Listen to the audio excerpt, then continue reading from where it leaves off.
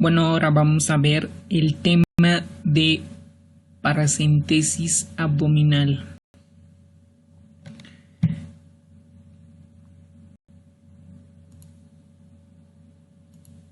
Bueno, cuando un paciente viene con estas características de un abdomen globoso, hacemos un examen semiológico donde encontramos onda cítica, encontramos timpanismo y matidez en los lados en que no esté el líquido ascítico, pues este paciente lo internamos como un síndrome ascítico en estudio, ¿no? Porque la causa no la sabemos.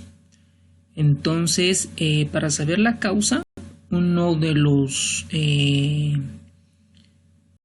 laboratorios complementarios es hacerle una paracentesis, es decir, sacarle el líquido de la barriga, que ese líquido se denomina ascitis.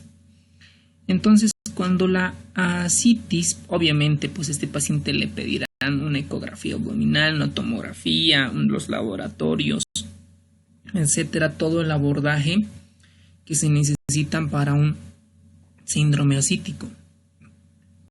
Ahora, ¿por qué se forma la ascitis? ¿No? Hay varios mecanismos por los cuales, pero principalmente hay dos vías para que se forme una por hipertensión portal, sea preportal, transportal o postportal, y la otra porque hay una irritación a nivel del peritoneo. ¿Okay? Si un paciente, por ejemplo, tiene cirrosis hepática, pues va a tener ascitis, ¿no? Si un paciente tiene carcinomatosis peritoneal, pues va a tener ascitis. Hasta una tuberculosis peritoneal, como en nuestro país es prevalente esta enfermedad, también existe ascitis. ¿Y cómo sospechar que es de origen peritoneal o de origen hepático?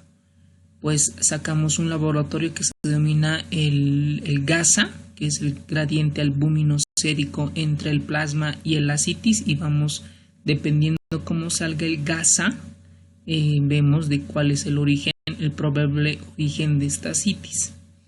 Como ustedes ven acá, este señor tiene un drenaje y que está ahí, ¿no? Que está con líquido ascítico, un color amarillo pajizo. La paracentesis no es nada más que una técnica de punción percutánea abdominal. El objetivo es sacar líquido, ¿no? Este líquido puede ser diagnóstico para ver cuál es el origen de ese líquido, y además puede ser terapéutico, porque si este líquido le dificulta respirar, caminar, etcétera, pues podemos ser terapéutico mientras tanto, ¿no? Y donde se pueden sacar hasta 5 litros o más de líquido ascítico. Como mencionamos, la paracentesis hay una diagnóstica y una terapéutica o evacuatoria. La diagnóstica sirve para comprobar la existencia del líquido, ¿ok? Actualmente, por ejemplo, mi persona lo realiza bajo una guía ecográfica para no lesionar tejidos adyacentes u órganos adyacentes, mientras que la evacuatoria es muy difícil que lesiones los órganos, porque pues es abundante y lo más probable es que acá te salga buena cantidad de líquido ascítico. ¿Cómo hace la paracentesis? Pues ¿por qué se la realiza? ¿No? Primero ya habíamos dicho para sospechar cuál es el origen de ese líquido ascítico, ¿no? De un origen peritoneal o un origen portal. Pero además, cuando hacemos diagnóstico, además nosotros debemos hacer hincapié o descartar la posibilidad de una peritonitis bacteriana espontánea. Un paciente que tiene ascitis tiene mucho riesgo de hacer peritonitis bacteriana espontánea. Y si un paciente se complica con una peritonitis, pues lo más probable es que pueda hacer sepsis, choque séptico y hacer disfunción multiorgánica y morirse. Por eso es importante a estos pacientes que si tiene sospecha de una peritonitis bacteriana espontánea clínicamente y la compruebas con un laboratorio, pues tenemos que dar antibióticos, ¿ok? que cubran gram negativos, etcétera, todo lo que es el contexto de antibiótico terapia en una peritonitis bacteriana, sea espontánea, primaria, secundaria o terciaria, que ustedes lo van a repasar. La paracentesis pues debe realizarse con prontitud ante la sospecha de una peritonitis bacteriana por lo mismo, ¿no?, que mencionamos que se pueden morir estos pacientes. El retraso de la realización de esta paracentesis pues aumenta la mortalidad, obvio, ¿no? El procedimiento es realizado por radiólogos, pues no necesariamente, ¿no? Lo hace también el cirujano, lo hace el internista, lo hace el intensivista, lo hace el radiólogo, pues varios, ¿no? Probablemente aquel líquido ascítico que clínicamente no se la nota, pero en la tomografía sí, o en la ultrasonografía podemos ver líquido muy pequeño y que si puncionamos a ciegas podemos lesionar estructuras, ¿no? Probablemente allí el radiólogo pues es muy importante, porque allí él lo puede hacer bajo guía ecográfica o bajo guía tomográfica, ¿no? En cuanto respecta al diagnóstico.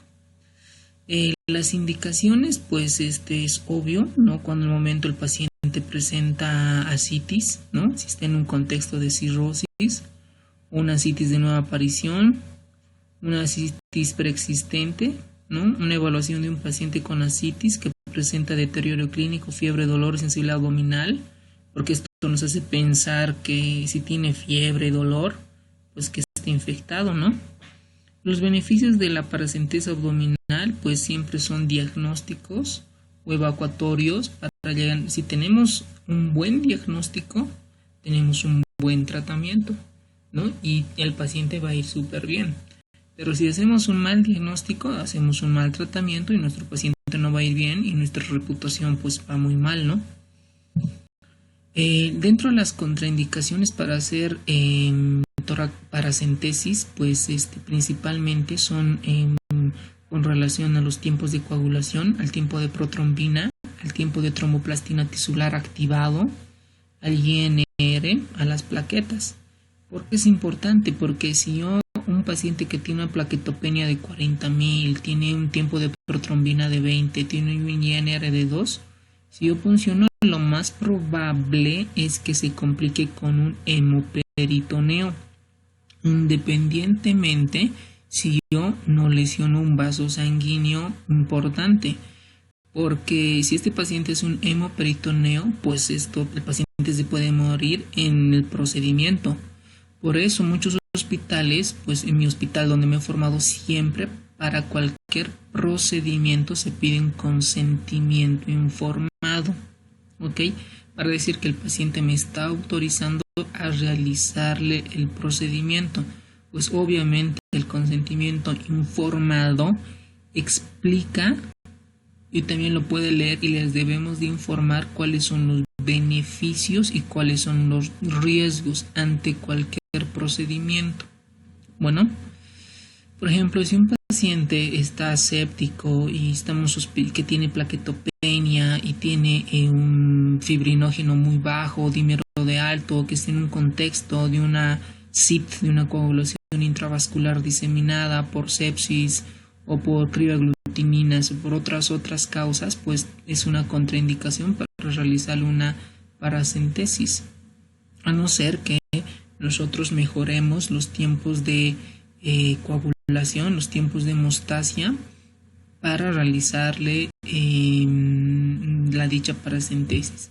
Ya vamos a ver en otra videoclase cuando se indica plasma fresco congelado, vitamina K, cuando se indica sulfato de protamina, cuando se indica crioprecipitados, cuando se indica concentrados de complejos de protrombina en diferentes ámbitos de la coagulación, ¿no? Podemos usar tromboelastografía, la trombocromatografía, para comenzar a usar factores 7 recombinantes, ¿no? Porque todo el mundo de la coagulación pues es un mundo, ¿no? Por ejemplo, en los pacientes que tienen fibrinólisis primaria por una causa, pues también están contraindicados a realizar paracentesis. Ahora, si tenemos un paciente con sospecha de mucho contenido intestinal, pues sería una contraindicación relativa para poder realizar la paracentesis. Las cicatrices quirúrgicas también es una contraindicación relativa. Estos riesgos que lleva a realizar este procedimiento normalmente bajan cuando nosotros lo hacemos por guía ultrasonográfica. La preparación del paciente pues es muy sencillo, no hay mucha ciencia acá. En decúbito dorsal se le explica el procedimiento que se va a realizar y dentro del equipo pues vamos a tener un formulario de consentimiento firmado, aceptado, probablemente un ultrasonido si es que lo tenemos. Tenemos varios tubos, ¿no? Botellitas. Esto es aquí importante. Cuando nosotros obtenemos un líquido corporal, debemos mandar a 3 estudios básicos, porque se pueden pedir pues hasta inmunohistoquímica, genética, lo que tú quieras. Pero estos 3 va primero a hacer un citoquímico o algunos laboratorios los llaman química de líquido peritoneal, acítico, pleural, cefalorraquídeo, líquido sinovial, lo que tú quieras. Un citoquímico, un citológico, aunque la rentabilidad diagnóstica de neoplasias por citológico es muy baja, pero igual se debe pedir un citológico, es decir, los anatomopatólogos van a ver en ese líquido si existen células neoplásicas, ¿okay? Además debemos pedir un cultivo con su antibiograma para ver si encontramos alguna bacteria y que tenga sensibilidad y resistencia a antibióticos, ¿ok? Esas 3 cosas. Obviamente, si encuentran células malignas, pues el anatomopatólogo solicitará algunos marcadores inmunohistoquímicos como el factor de crecimiento derivado de epidérmico o las capsinas, las neusinas, etcétera, todo lo que es inmunohistoquímica con relación en el mundo de la oncología. Bueno, obviamente hacemos la sepsia antisepsia con clorhexidina, es lo que se recomienda. Nosotros debemos usar una bata estéril, unos guantes estériles, campos estériles, y una vez que tengamos todo lo que es nosotros ya puesto nuestro barbijo, el gorro, nuestra bata, los guantes y el paciente ya está listo, les ponemos los campos, ¿no? Los campos quirúrgicos. Una vez que ya tengamos el campo quirúrgico, hacemos la sepsia antisepsia y le ponemos anestesia, ¿no? ¿Con qué vamos a anestesiar? Una anestesia local con lidocaína, ¿no? Que es lo que más usamos. Y obviamente al paciente les debemos de preguntar si no es alérgico a dichos anestésicos. Luego se realiza con las agujas, ya tú verás de qué calibre vas a hacer, con un 18 o 20, y ahí tienes que tener varios frascos y lo vas a hacer terapéutico. La elección de la aguja pues depende en realidad qué es lo que tú vas a hacer, si vas a hacer una diagnóstica o una terapéutica, ¿no? Si vas a hacer una terapéutica, pues tienes que tener una aguja con un diámetro interno pues aceptable, ¿no? Normalmente usamos entre un calibre de 22 o 1 o 2, 1.5 pulgadas de aguja espinal, ¿no? Con un calibre de 22 o de 3.5 en pacientes obesos. En pacientes obesos es muy difícil hacer una paracentesis porque necesitamos agujas pues que tengan más de 15 centímetros de longitud, ¿no? Por el tejido adiposo. Ya, la elección de la aguja pues ya lo mencionamos. Aquí lo que vamos a hacer importante es que se realiza con una técnica que es la técnica de Z-Track. ¿Ok? Esta técnica es para evitar que se deje la vaina dentro de la pared abdominal. Bueno, la recuperación de la vaina de plástico podría requerir una laparotomía. Si es que nosotros no la hacemos bien, se pueden quedar dentro del abdomen. La técnica pues es muy simple, ¿no? La paracentesis se debe llevar a cabo se debe llevar a cabo cuando estamos ante la presencia de un líquido que presenta el paciente líquido acítico. Hacemos la técnica apropiada y ahorita lo más importante de esto es dónde se va a hacer la paracentesis. Esto sí es pregunta de examen. Las técnicas de preparación en los frascos, pues esto ya lo sabemos. La posición debe ser en decúbito dorsal o posición supina. El paciente debe ser colocado propenso a todos los cuatro lados, ¿no? Abarcando las 2 camillas. Y la selección de entrada, esto es muy importante. Con esta imagen no se van a olvidar.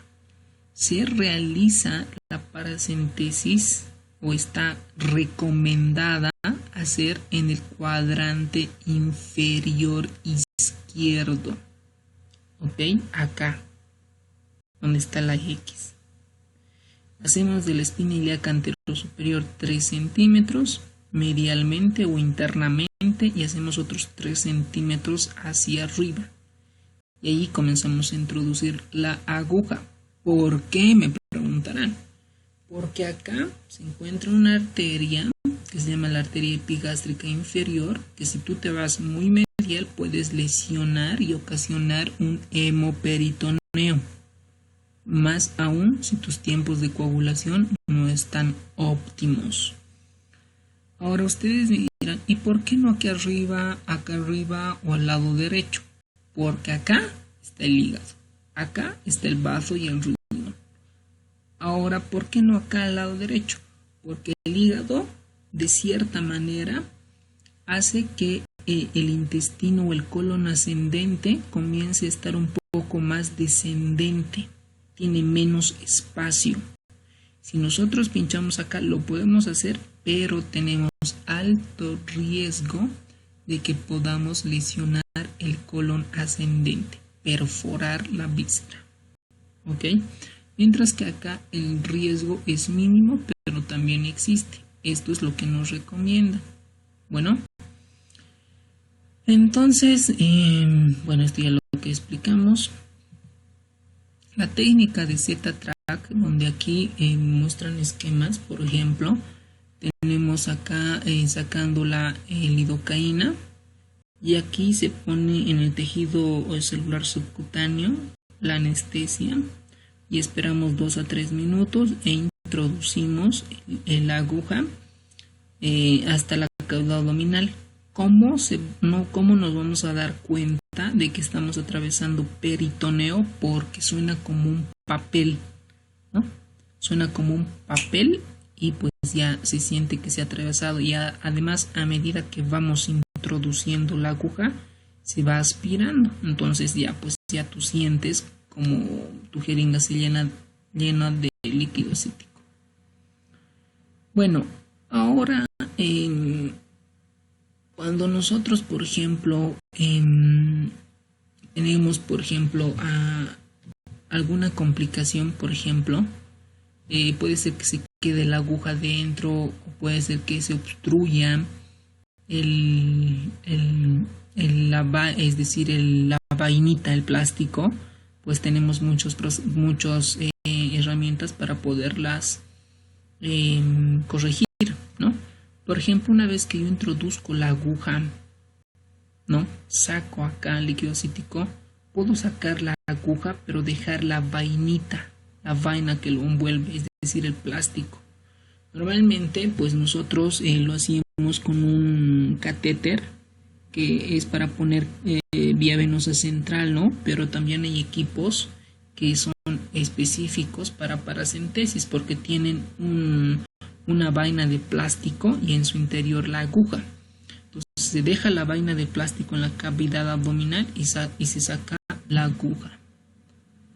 Bueno, por ejemplo, ustedes ven acá como un paciente se puso la aguja, o supongo un principio, y luego la vaina, el plastiquito.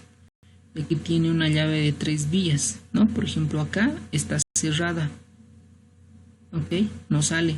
Si esto lo giro hacia acá, pues va a salir el líquido cítico. Miren, acá por lo menos debe ser 1 litro de este líquido cítico. Como ustedes verán, pues es espumoso, ¿no? Bueno, ahora con relación a la obtención de líquido acítico, pues ya sabemos para qué se realiza. Antes, por ejemplo, hay laboratorios donde podemos mandar también el tinción Gram. Sabemos que el cultivo tarda, ¿no? Pues puede tardar unos 24, 48 horas o más tal vez, ¿no? Pero, por ejemplo, si mi citoquímico tiene más células y está predominio de neutrófilos y sospecho alguna bacteria, alguna peritonitis bacteriana espontánea, yo puedo cubrir, dar antibióticos, pero no puedo saber si es para bacterias Gram positivas o bacterias Gram negativas. Por lo tanto, allí lo que me va a ayudar es una tinción Gram, que lo puedo hacer en 20 minutos hasta 30 minutos y poder dar buena antibiótico terapia. El líquido acítico, pues ya habíamos mencionado que vamos a pedir un cultivos aerobios de anaerobios, recuento celular o diferencial, que esto viene en el citoquímico, la tinción Gram, la albúmina, proteína, glucosa, esto nos da en el citoquímico. También podemos solicitar el lactato deshidrogenasa, amilasa, si estamos en un paciente con una sospecha de una pancreatitis u otras entidades que nos den falsos o positivos de hiperamilasemia. También podemos solicitar bilirrubina. Y la eliminación de grandes volúmenes, pues está en pacientes que, sobre todo, que tienen cáncer, ¿no? Cáncer de ovario o carcinomatosis peritoneal o tuberculosis peritoneal. Entonces estos pacientes pues tienen mucho líquido y pues extraen mucha cantidad. Y terminamos con esto. Dentro de las complicaciones pues está siempre la fuga de líquido cítico, ¿no? Es decir, a través de la aguja, por ejemplo acá, puede comenzar a hacer perivainita, ¿no? Entonces comienza a salir a hacer fugas. Otro es el sangrado, ¿no? Si yo lesiono algún vaso sanguíneo importante. Y el otro es la perforación intestinal. Ahí sí estoy frito, ¿no? Si perforo el intestino, el paciente se me puede complicar con una peritonitis. Obviamente cualquiera de estos me aumenta la mortalidad.